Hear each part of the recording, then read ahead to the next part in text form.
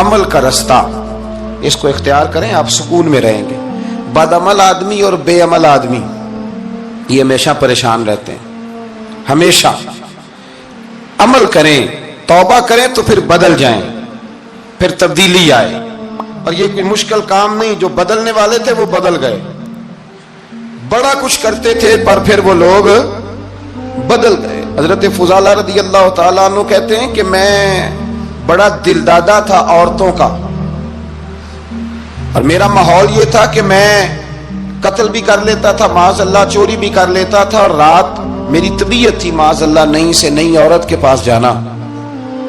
कहते हैं अबू जाल ने ऐलान किया कि जो नबी पाक अलैहिस्सलाम का सरे अक़दस माज़अल्लाह काट के लाएगा, नकले कुफ्र न बाशर, 100 सुर्ख ऊंट इनाम मिलेगा। तो मैंने इरादा कर लिया कि मैं बहुत सारा इनाम हासिल करूंगा। कुरान मजीद में ना अल्लाह फरमाता है कि बहुत सारे लोग ऐसे हैं जिन्हें अगर मैं रिस्क में कुशादगी दे दूं, ज्यादा पैसे दे दूं, फरमाया बागी हो जाएं, वो सरकश हो जाएं। ये बहुत सारे लोगों को जो अल्लाह तबारक व तआला एतदाल में रखता है तो ये उनके लिए बेहतर है। हर बंदा दौलत के होते हुए नेक हो सकता, तो ये अल्लाह अगर रखता है ना एतदाल में तो शुक्र करे अल्लाह का, वरना तो लोग अय्याशियां करें, पता नहीं क्या कुछ कर गुजरे।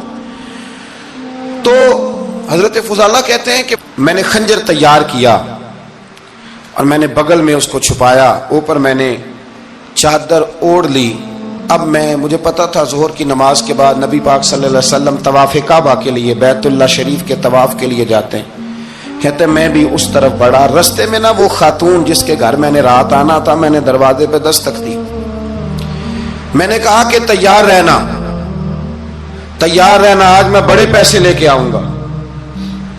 उसे मैंने ये कहा और फिर मैं चला गया बैतुल्लाह शरीफ का तवाफ करने।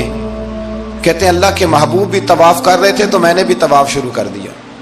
इरादा ये था कि जहां नबी पाक अलैहिस्सलाम मेरे करीब से गुजरेंगे तो मौका पाकर मैं हुजूर के जिस्म अक़दस पर खंजर खोप दूंगा और माज़अल्लाह शहीद कर दूंगा। कहते हैं हुजूर एक दफा भी मेरे पास से गुजरे तो मैं हिम्मत ना कर सका, दूसरी दफा भी पास से गुजरे तो मैं हिम्मत ना कर सका, तीसरी दफा भी गुजरे तो मैं हिम्मत। नबी करीम सल्लल्लाहु अलैहि वसल्लम 2-3 दफा गुजरे तो फरमाते हैं कि मुझे मौका ना मिला, इसलिए कि हुजूर फरमाते हैं अल्लाह ने रोब के साथ मेरी मदद फरमाई, दुश्मन पर मेरा रोब तारी हो जाता है। फरमाते हैं जब चक्कर पूरे हो गए तो महबूब करीम ना छठे चक्कर पे फरमाने लगे फुजाला चक्कर एक रह गया है, बेखबर हो जो गुलामों से वो आका क्या है, एक फेरा रह गया। कहते तवाफ मुकम्मल हो गया तो महबूब मेरे करीब आए, फरमाया वो काम करते क्यों नहीं जिसके लिए आए थे। मैंने अर्ज की या रसूलल्लाह कौन सा काम, कैसा काम? अंदर तो चोर था ना, बांझ फकीरों किसे नहीं मारिया, ए हुई चोर अंदर दा, अंदर चोर था ना। कहते हुजूर ने मुझे कंधे से पकड़ के हिलाया, फरमाया करते क्यों नहीं। जब हुजूर ने हिलाया तो वो खंजर भी पैरों में गिरा और मैं भी रसूलुल्लाह के पैरों में गिर गया। मैंने कहा हुजूर मुझे कलमा पढ़ा दें।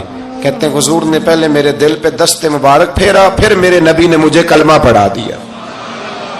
अब ना मुरीद होने वाला कहता है कि जी आहिस्ता आहिस्ता मैं ठीक हो जाऊंगा। अब वो आहिस्ता आहिस्ता का क्या तर्जुमा है ये बिल्कुल समझ नहीं आती। भाई किसी बंदे से 5 लाख रुपया लेना है तो उससे वो कहता है जी मैं आहिस्ता आहिस्ता दूंगा, 500 रुपया दे दिया करूंगा रोज का, तो कहते हैं मेरी रकम खराब होती है, पूरे दो। और नेकी की बात जब आती है तो कहते हैं हजरत साहब दीन इतना सख्त नहीं है, मैं आहिस्ता आहिस्ता ठीक हो जाऊंगा। अब मैं मगरिबी शाप पढ़नी शुरू कर दी है मैंने, अब मैं तस्बीह ले ली है कल मैंने, भी आहिस्ता आहिस्ता मैं ठीक हो जाऊं। यानी रकम लेनी हो तो वो आहिस्ता आहिस्ता कबूल नहीं है। लेकिन और मकान की रजिस्ट्री अगर करानी हो तो मालिक मकान कहेगा आहिस्ता आहिस्ता करा लो, कहते हैं पैसे पूरे दिए, सवेरे चल और बयान दे। ये क्या बात हुई? यहां ये जो हमारा माहौल था ना, कर लेंगे हो जाएगा, यकीन करें लोग कब्रों में चले गए हैं पर मस्जिदों में नहीं आए। हर काम से लोग रिटायर हुए पर गुनाहों से रिटायर नहीं हुए।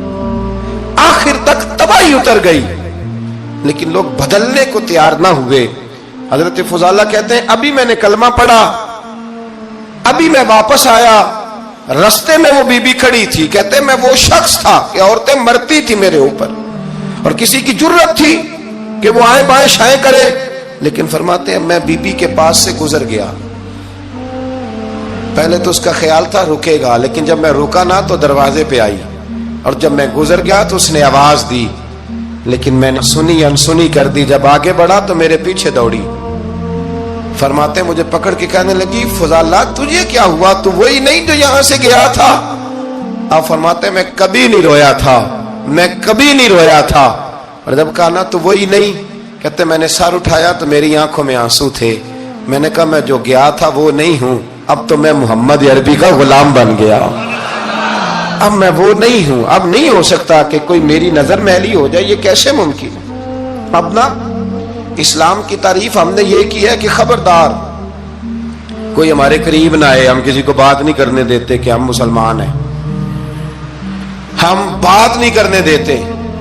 پتہ کیا بات ہے، ایک میری یہ تقریر ہوتی ہے ممبر پہ، اور ایک میرا عمل ہوتا ہے جب میں سفر کرتا ہوں، جب میں گاڑی میں بیٹھتا ہوں، جب میں دوستوں سے ملتا ہوں۔ جب ان دونوں باتوں میں تضاد آتا ہے نا، تضاد، تو لوگ تقریر کو جذبات نہیں کہتے، ایک فن بن جاتی ہے تقریر۔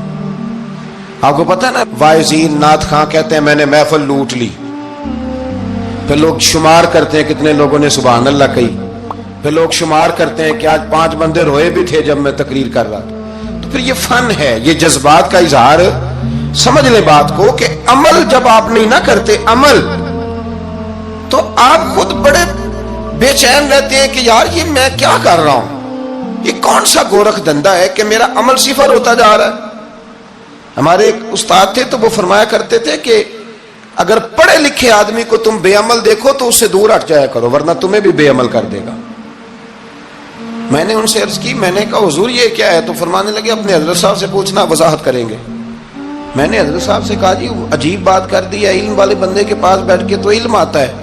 تو وہ فرما رہے تھے کہ علم والے بندے کے پاس اگر وہ بے عمل ہو تو بالکل نہ بیٹھنا۔ تو حضرت صاحب فرمانے لگا انہوں نے صحیح کہا ہے۔ اب بات بہت بڑی ہے، پتہ نہیں آپ کی سمجھ میں آتی ہے نہیں آتی، بہرحال کر دیتا ہوں۔ پڑھا لکھا بندہ اگر بے عمل ہو تو اس کے پاس، تو میں نے کہا حضور کیوں؟ فرمانے لگے اس لیے کہ وہ اپنی بے عملی پر بھی دلائل دے گا۔